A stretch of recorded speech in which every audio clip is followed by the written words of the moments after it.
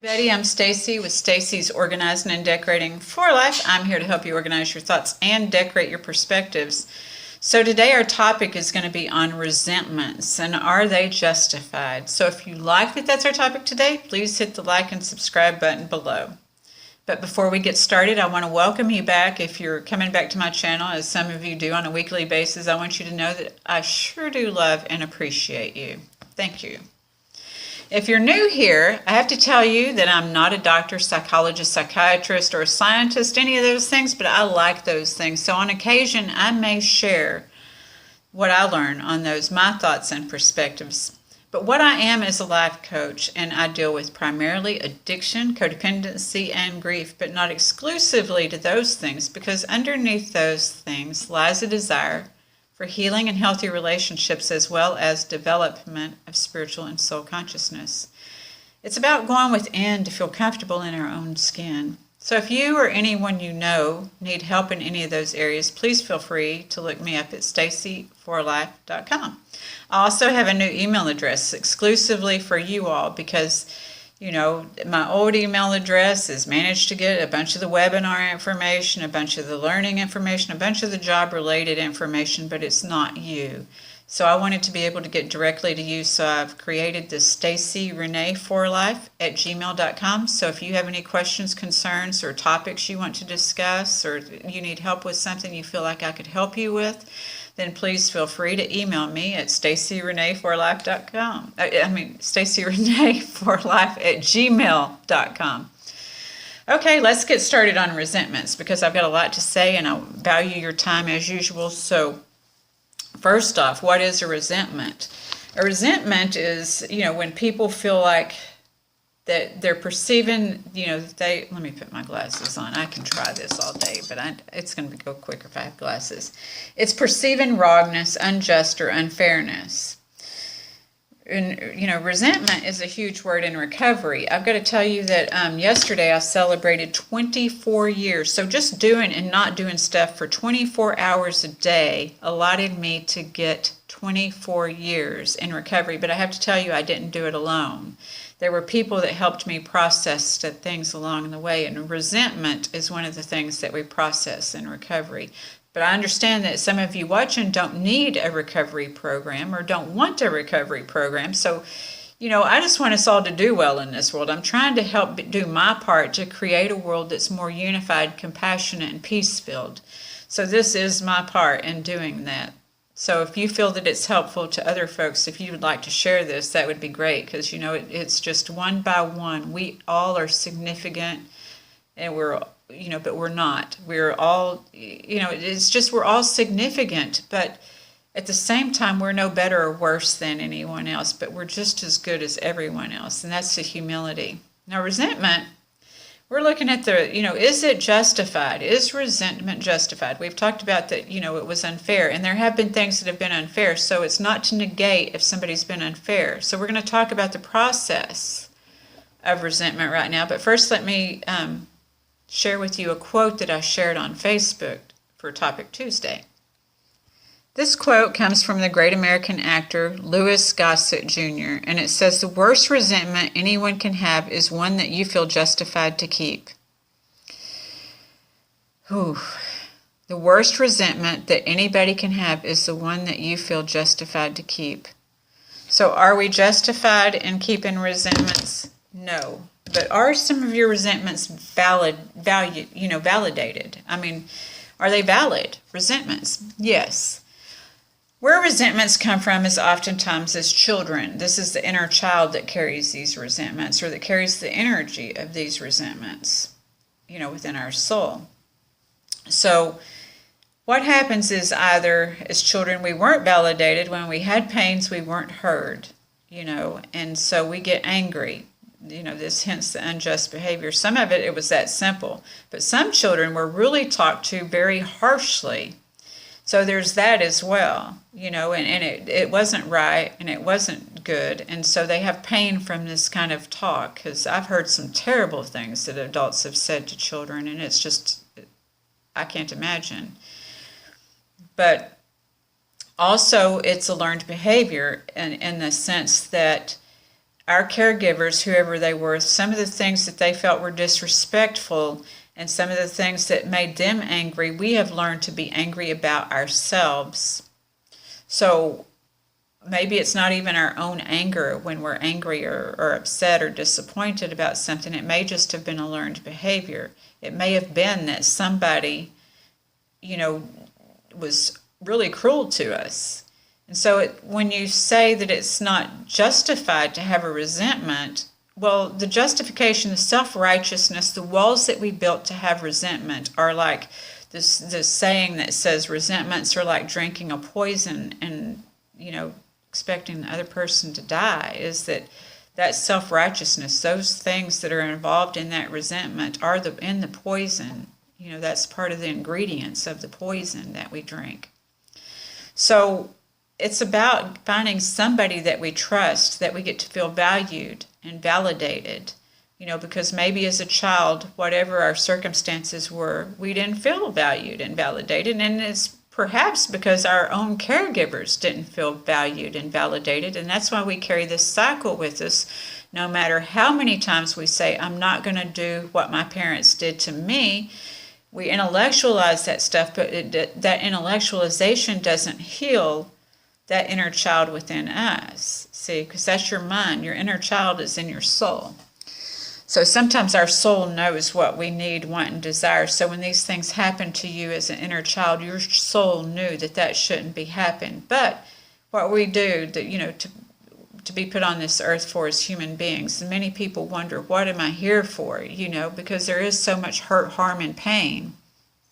And what we are here for is to evolve and grow and to be able to help somebody else. And that's where compassion and humanity comes in. But first off, we have to be able to be vulnerable ourselves in a way that is more authentic to be able to help somebody else to be vulnerable in themselves. See, because a lot of times what we do, we gather a false esteem in this poison that we drink or in this way of growing up, because these armors we put on ourselves and these walls that we built are of a false esteem. That's still not healing the inner child. Because we're telling the inner child, I'm not going to let this happen to you again, but it's not saying to the inner child, I feel your feelings. I understand that was hard, and that, they're able to be nurtured still yet, because they still desire that nurturing. They're just seeking it in another sick person half the time. This is what happens, is that they still want to be nurtured. They still want to be loved, and they're searching for that, and they don't realize they have it within, because somebody has to teach them compassion and the proper kind of love that comes from the soul. And it has to be somebody who's worked on that themselves for the most part, because what we do until we get into the healing phase is that we end up with this group where we have people to co-sign for us our pain and say, oh baby, no wonder you act like this. So when we get into recovery, and I'm not saying everybody needs recovery, I'm just sharing with you to help you. If you're not in recovery and don't desire recovery, then these are the ways that we process it. This is how I've learned to work on this, because as I said a while ago, that you need somebody who's worked on this stuff themselves to be able to sit with you and to not be codependent and refilling their pain through your pain, because that's not going to heal you or them. Is that it's somebody who has worked on this and what has helped them overcome these feelings of despair, and these recreation of events. So we can't do anything different till we do something different, So what we do in our fourth step, and I have to tell you that I celebrated that 24 years, like I said. So what we do in the fourth step is that we look at the harms that were done to us and where we do have resentments, because having resentments is a human feeling. It's just, they wouldn't have a word for it if it wasn't a feeling that humans feel.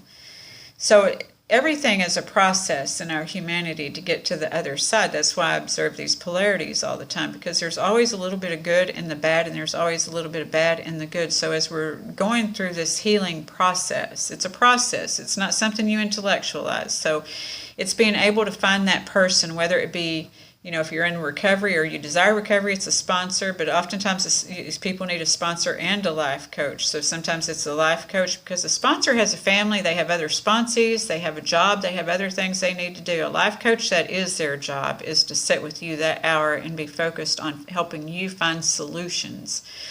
A psychologist, that's their job. That's what they do. A clergy, that's what they do. They set that hour aside so that you can go over just your vulnerabilities in a safe place to where you know it's not going to be shared outside of anything else. So, you can do that because that is empowering once we're able to get that vulnerability. So that's what that's another part about the polarities, is that you have to get vulnerable to be empowered, is that you can't just decide to be powerful. But that's what we think, right? I mean, that's what we think, is that we're going to build these walls and we're going to push people away, and that's going to be empowering. So that's where we get to. So we decide in the fourth step, or our processing, but for you, it's going to be, we decide who it is that has harmed us, and we look for patterns in these harms and how they repeat and how they've shown up in our lives, and then we share that and be vulnerable with somebody, and that would be what we're calling our fifth step, when you share it with somebody, to be vulnerable. So you make that list of those fears that you had, and then you make the list of who those people were and what it caused. And so then when we get to the sixth and seventh steps, those are our defects and shortcomings, because this is our walls that we have built. This is what we build them with, is our defects and shortcomings. Because a defect, let's say, is if you're insecure. If you're insecure, what's underneath that insecurity might be jealousy. So we look at that. That's going to be your defect, is being insecure and jealous, So it's being able to own that stuff. A lot of people, as human beings, we don't want to admit when we're insecure and jealous. That's why you've got a safe person for that to be able to tell that. So we can look at that insecurity and jealousy. So then we can see how that acts out. And so insecurity and jealousy, I'm sharing from my own experience, that was one of my traits. So with the insecurity and jealousy, what my shortcoming was giving somebody the business. So that would mean not speaking to them, or, something like this, and, maybe even lowering my voice, being passive aggressive. So that would be another shortcoming, Both of those are passive aggressive behaviors, by the way. So, but passive aggressive behaviors aren't empowering, because our voices, what we're learning, are so empowering. That's why they have voice healing. That's why chanting is good. That's why doing the tapping is good. That's why these things are good. Energy healing is more of the Reiki, and I forgot to mention that in the video that I did a few times ago. But, there's different ways that we can work on our healing.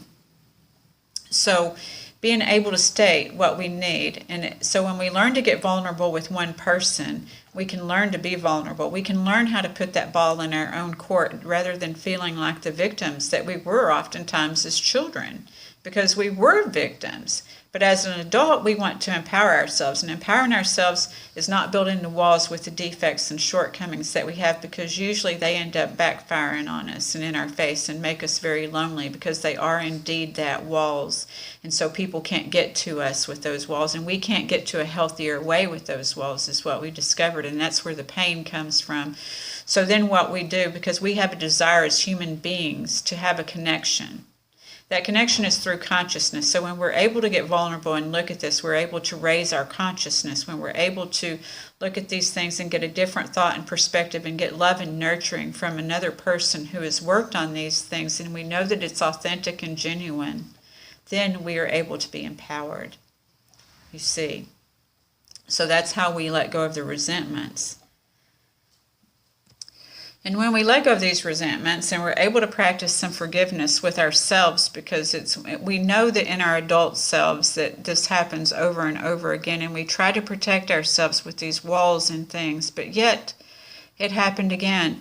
So in our soul, we're still not feeling whole, because we've allowed this stuff to happen again. So we're blaming ourselves, we're blaming others, and blaming people doesn't help. So that's where the forgiveness and the compassion comes in. And like I said, we have to learn it from somebody else, because we can't learn it from the same area that it came from, right?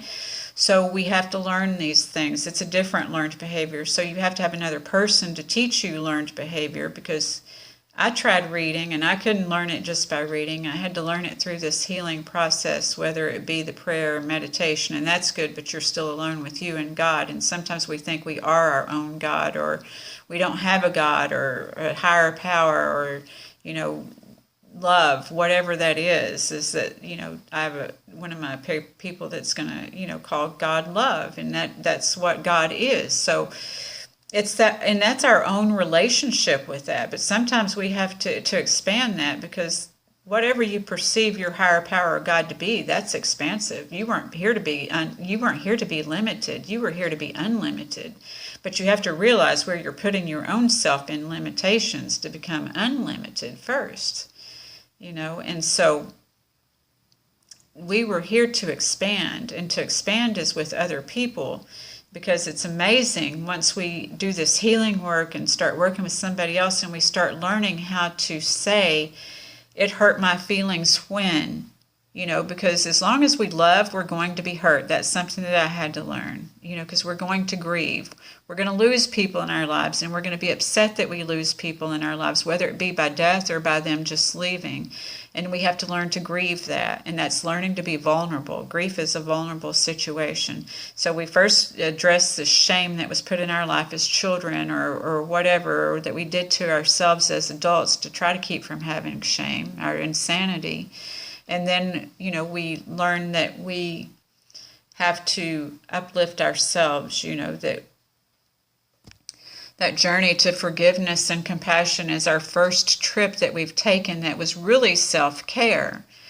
Self-care isn't just getting our nails done or getting a massage or working out, those things. Self-care is about taking care of that inner child and making sure that you have right and divine ideas, because in this energy that we carry, we wear it on our face. When somebody's weary, you can see it in their face, their facial expressions. When you let go of this load by sharing your vulnerabilities with another person, then you're able to express them more comfortably. Then you're able to make choices about what you desire and don't desire, because you're not just accepting these behaviors from other people, if that makes sense, because your attraction is different once you've let go of the things that you needed to let go of in your healing process.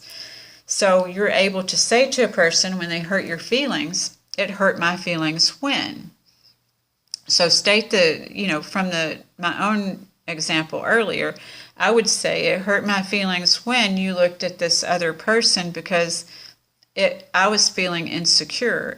I feel insecure when this happens, rather than saying, you looked at this other person and it makes me feel like shit when you look at another person, blah, blah, blah, blah, blah, vomiting on somebody.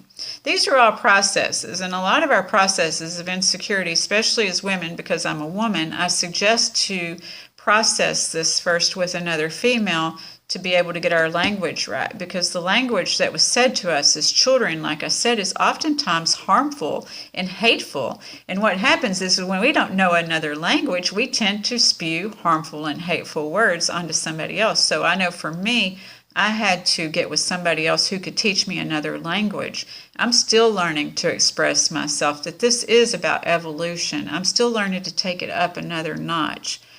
Because that is what we were put on this earth to do, to expand and to evolve. And that's what these videos are meant to do, is to expand, evolve, and empower you. So say that again: expand, evolve, and empower. That's what we want to do with our lives, is we don't want to keep constricting and building walls around ourselves. And what builds these walls is the resentment and the justification and the self-righteousness and all of that.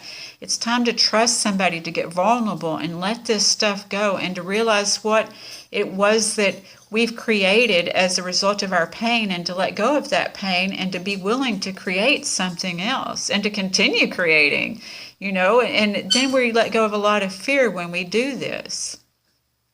So I hope that this video has been very helpful to you. I hope that it's been able to give you another thought and perspective on your life and how you can do this, whether or not you want the 12-step program. Like I said, there's people who have worked on this stuff themselves, whether it be a sponsor, life coach, a psychologist, or a clergy. These people are safe people that you could get vulnerable with and share.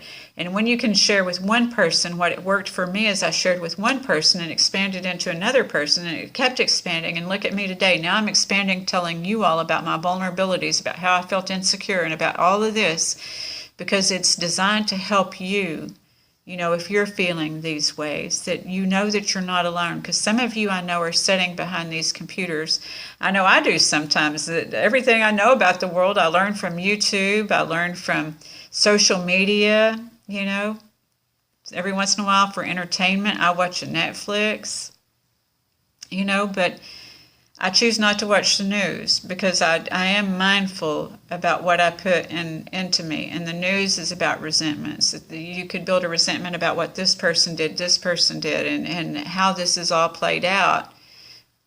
Or we could choose to just take 24 hours, you know, in a day and change, do something different, something better for ourselves, and let go of something that wasn't of benefit to us. You know, so I hope that this encourages you to examine those things. So I've got on my ZZ Top t-shirt. I'm really excited I found it. It was in a box in the closet that I saved. I've got my Bon Jovi t-shirt too. My last time out was on July 13th, which was Friday the 13th. And I could be resentful and think that other people got me wasted and that's why I was in the blackout. But the truth was on June 14th, 1997, I chose to decide that, you know, I wasn't going to blame other people anymore, that this was my doing. I was the one who put those drinks in my body or whatever, allowed whatever else to be put in my body that, you know, but I was the one. And so that was the first step in me taking accountability. So next month I get to go to Tennessee is why I'm saying this. So I love these t-shirts. So next month I get to go to Tennessee and I hope to share some of that trip with you. I'm taking my mama and brother on another road trip. This time we're going to Beale Street, and I've been there before, and I could have a resentment about that too because I didn't stay in my business, and so therefore I didn't get my BB King t-shirt, you know, because I wanted to go to BB King's Blues Bar and get the t-shirt.